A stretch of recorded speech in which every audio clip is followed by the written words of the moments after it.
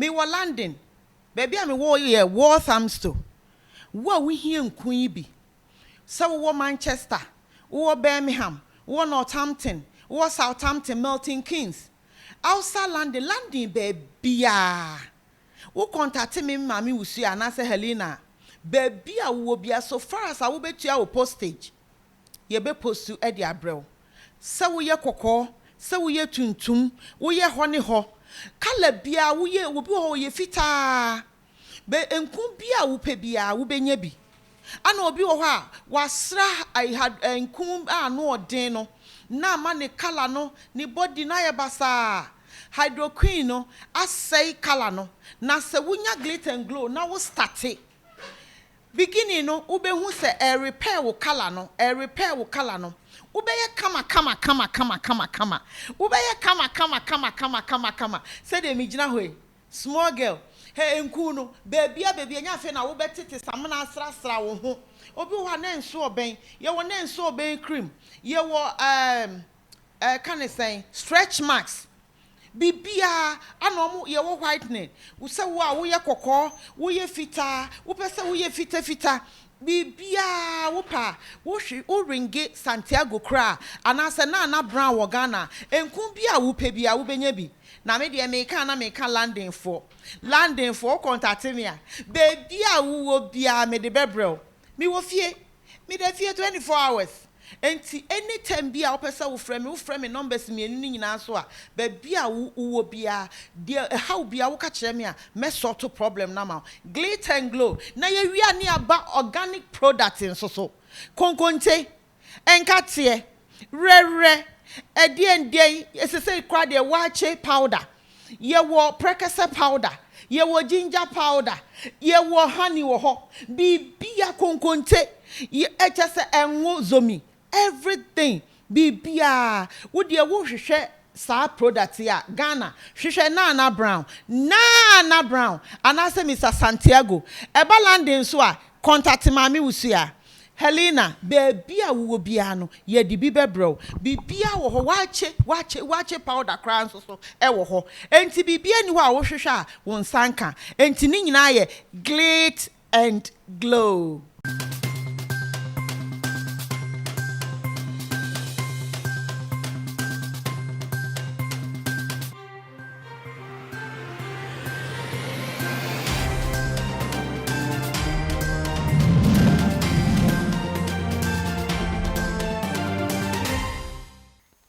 For ya mama kwaba edeba Ghana TV eso ye ka Ghana TV anu aje so say we stand for the truth ampa jeyatie energy ehunu ene ye sinkonwa ye ka bi ama wo so wotie wotibie esaza wonte ne ba bia Ghana TV haya ena wo betie na enne ensam amede beso mo na ji ara ho yie pa na mpenifo ese enibre ensoja soja anka meti ewe unse meni asogon na chese mednia bre papa mera ho yie papa esa se ara ho sembi esi wo eyeteki ni Syria potemo ho na ma chese akoya reho ama yenia pe ma baako ye football akase pa wo Ghana ha ye kan ye Messi wa ha waka ho bie anasa wo ye Ghana Messi pa wono so aka ho ze kasa atorenchem ne ho bie atese ama enne mera ho yie papa na ansa na ye bedi enkomo no na meka wo se nyumeko bi na asoma se ne sika femu abuama mitumedi jumedie ebe so glitter and glow skincare ebe boasiesie hona mani ebe to so ebe ye fe ebe ye no me kama amaniama aye kama Kinaata enso eyedu papa ebe boa oba ene bema malaria ebe ye free ho weni so na keka wo ebe tenete amaniama so aye kama Janelle organic fruits nuade papa abedu ama so ebe boa mo apomodin so ejina brand bomodin so benya family size na woni webusua wedi amaniama so aye kama ede ama so anyumeko we na brano wo mo so ma senti cafe mu eboa ema mitumidi jumedie ebe somo na ansa na no na meka wo se Ghana TV ye live our YouTube Facebook and Instagram into so we new kama wa ha subscribe fa send me a notification bell no so say be ade betu wo bia won sa ebetimi aka bia person ren bia so ubetimi akwakosha wo hwe no na wo like na wo share ama afoforo so etimi ahwe bi yentwa ye hosema enje aboafo nkrato ye ba ye be hyase.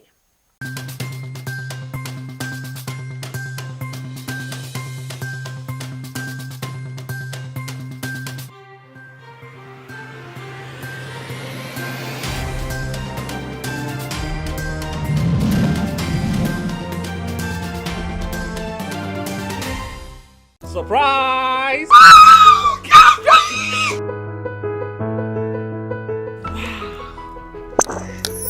Congratulations, madam. I'm looking forward for a good business deal. It's my pleasure.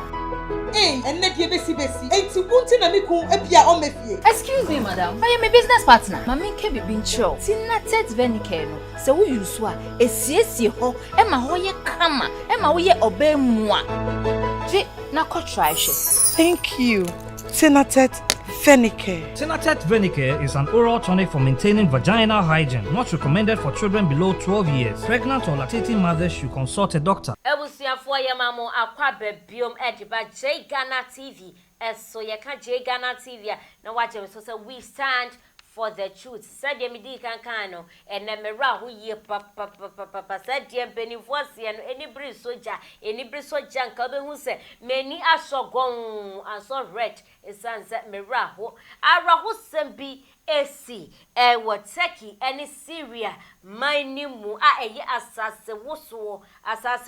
kase pa NC wateki any Syria manimu na sa asase woso ya esi ye chese ni pempem en asase no ebu won egumu ama wo mo akamu asase na sie wo mo ankasa chese ye hu wo mo bebie biemu a se nipa nyina ahwere wo mo nkwa ebinum nso epreprane adeade na enti ya yenya se Ghana ha ye kan Ghana ha ye Messi a wo bobo ye pa wo Ghana ha utimi enyi Cristian Atsu emfrimu ye nua bema ya de nyina ye footballer Ghana ha ye Messi ye Ronaldo wo Ghana ha Cristian Atsu one in the team members and so eka sa a torrenchem yi ehu bi ataza ye bisa yegusua bompa ye se ye hunu baby anaze ye hunu baby a neno ena ye nua bema wo sports analyst Cristian Kingsley Edu wa sports analyst odon so ede ni nchiremu ababe tudwa ede afa sa asemi sa rahusemi ehu na yenko tie ye nua be ma Kingsley Edu wa sports analyst ye bisa no se wo akoye sports analyst ye bisa so wo ate ho frama wo babia se ye nua be me ye football yi ye Cristian Atsu oni ni crew members no ye hu wo mo wo babia na Kingsley Edu wa de ensembi sei atudwa. All right, abusia binua no enesisi ya rahosema ababetudwa enyina na ye nua be ma Cristian Atsu twasam yenimisa branche na edu be bia na manfo frɛ no Ghana Messi obon homodin pa but arahosam no sɛ asase woso asi ɛwɔ Turkey manimu na arahosam asi yei asase woso a ano odene a wo hwɛ mfoni ɛda so abusua ba na wo so wahye aso na ba TV bibia wom wo ba na wahye ni nyane sɛ ye nua be ma Cristian Atsu reporter beda abonte kyerɛ abranti oka asase woso no ebi wona etimi akohya asase na ase a wo mo hwɛ sɛ wo betimi ahu do na so mayi na free emu no na eba ne sɛ ya ye ne wona a follow sports edi agudie mu nsɛm achi ate no ye ne omuni nkoma kakra abranti ne di edi Kingsley Edu where sports analyst ewo Kasapa ERB network ye ni nkoma ne musa ne sɛ report na eba ya no omo hu ne sɛn na besia na Turkey die okoye den wo ho question e bi obebusa no okoye den wo Turkey hono obo na ebo bibi esi ye no eba ne sɛn report so far omanya na omunya no Kingsley akwaba ye na wo hwɛ senia report ne eba ya na in the first place motia no muso musa as a sports analyst be duba kwa pa ho be smaduasa and one of our colleagues Benjamin Yamwa your platform bi so no do beto so say we ni ne esi wo Turkey na enye Cristian Atsu no nko on ni team manager and as abre no o ma kwa asase so esi wo Turkey southern the northern part and then the western part of another northern part of Turkey and southwest part of Turkey no akwa akopie na me no ka say no mpenifo the rescue team no hwe so betumi eyi abrante bepim sa Abraham no ka say no akwa akobo no nan still ano yenyanya say eyi no say yenyi no nti eno ne epim ho na ne ayare hosem kwasa ndre ya Cristian atwitwa sam and team friend Hataya Sport ombo akensi mo mudi nkunime ka baako a chese ndra Cristian atwuna nkasa gina mo osi akan ni bi nti nsem no beto odwa no na akwa we but we have been able to contact Turkey ho information about chese mpenifo hwe so betumi eyi abrante no but as it stands now akwa akobo no 9 day update bi ma bi still an yedi echi se bibi foforo bama edbema ya hwefo na etiefo nyina but as it stands now the intumi Cristian atu twasam. Wow. Ne obi busa se ye de anim bom mo de na monim football mo kakra. Take ho no si aka na se hoko ye den as question na manfo busa. Bright Soja capsules. Bright Garlic Plus. Tia samamaye. Edre nyama obapemfo. Batan ya oma de banofo. Na akwara onya mfie dumienu. Oko osi aka obo team boy haya Tayaspo one of the Turkish team premiership team me no ka so mo 21 matches 23 points almost to 16 on their leg log just omo hwe say nema betumi akokama edi amomti Honas is of England no Honas abi wakwa kopima osi na kan ti na obi anim so but sena udi kan no NSCC a but Turkey one kasa de Honas is a Cristian atwasam osi akan Edma Hatayaspo eno ne club asisi a obo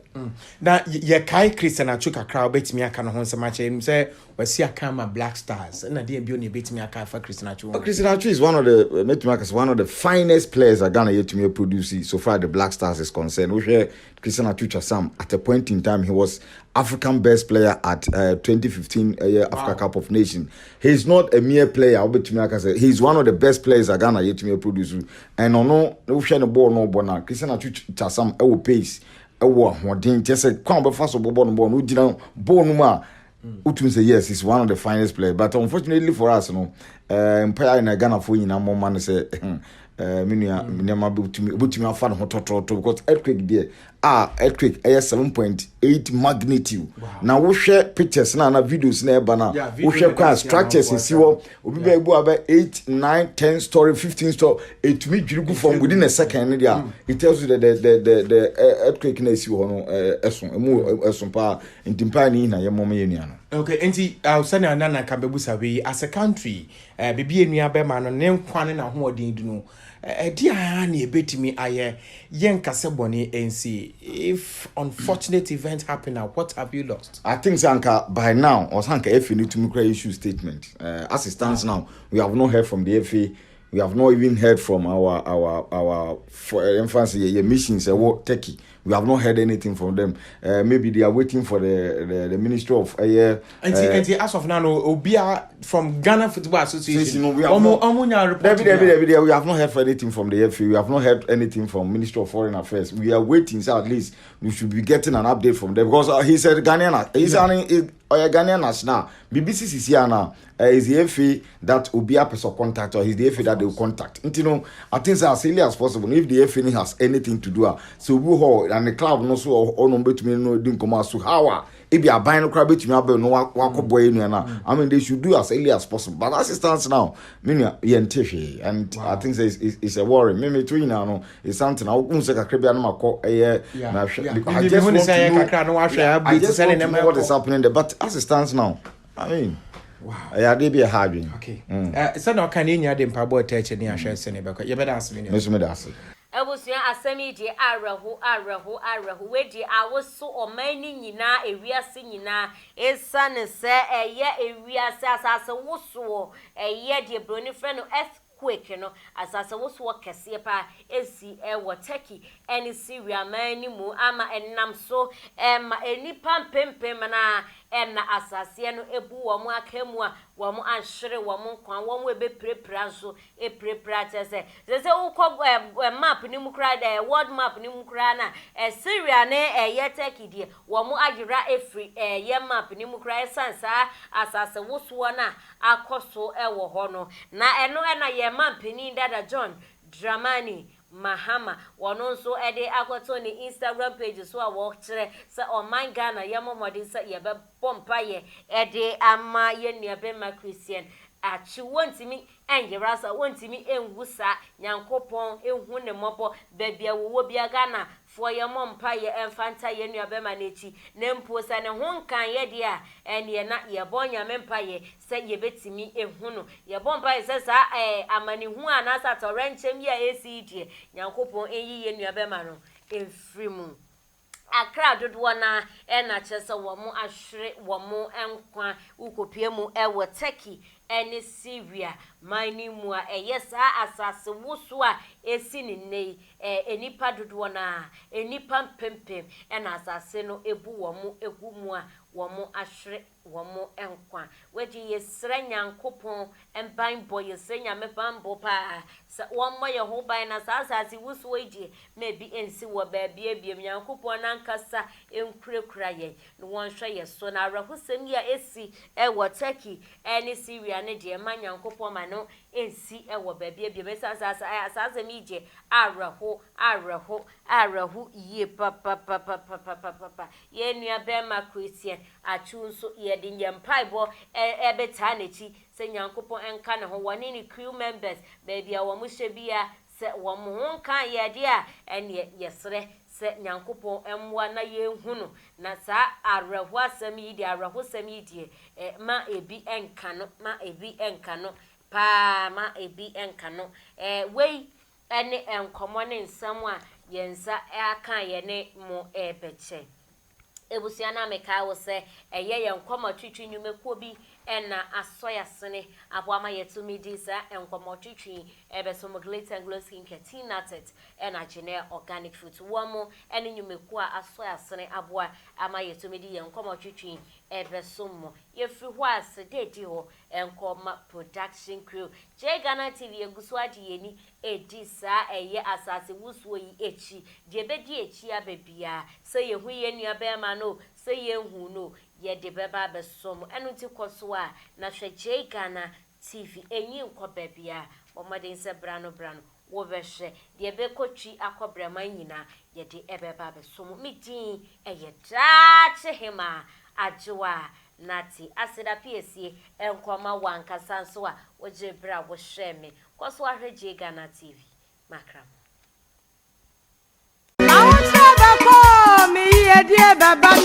Who say man no day, Monday and Kasa, or my be any odifua, when Yankupon Efan Sujin and Crofo free or how any amaniemu, odifua Dr. Jonas Efum Fianco, Prophet Magra, and a 2000 Eben Yamina my dear, or none after 2000 Akim Swadro, Wama conform be extra wanka, after 2005, Abradunqua, Abe Fodu and one what play mu, one on play Pim Romeo saw them, Emma Nippens, Yaki Wanka, 2009, Ejumako Besiase, Ekoba Sabe for a meeting, or so for Jinamo Pompaya Casa meeting in Maso, Emaneshan Comse in Sione Frambabo, Sion Comse to me Bemu Ghana, Onipabia Wawa, as a son Sebring Mediama War, Adia Wutoma Sikaba Winsem, and Afiniama Waya, who Sikaba to me Jina, Destiny Number, Destiny Angel, and Afi Obo for Obo Wobine, Ayo Guardian Angel no, Sawo Pesa Wuno, na Wuniama, Ebetumi Apo Abrabomwa,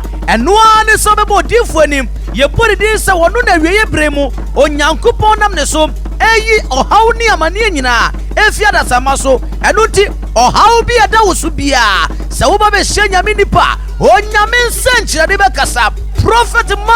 Magra Zozo. City of Shiloh Prayer Center, the Ashalibuche branch presents 2 days revival under the theme My Prophet with My Prophet. 2 Chronicles chapter 20 verse 20. This program is coming off this Tuesday evening dubbed Prophetic Screening at 6 p.m. And on Wednesday morning is a one-on-one with your host, Prophet Dr. Magra at 8:30 a.m. Locate City of Shiloh Prayer Center at Ashalibuche Lakeside Community 1 behind the Mercy Senior High School. For more information, please call 0244 575 200. And to support the program, kindly send your donations to 0244 575 200. The program will be streamed live on Facebook, Instagram, YouTube, and on Twitter. My prophet, come with your family and friends for a one touch. Sawu penchechiremu anase mwebi afa doctor was 0244 575200 and 0241 836087 magra zozozo wonyame tobi area de nyina.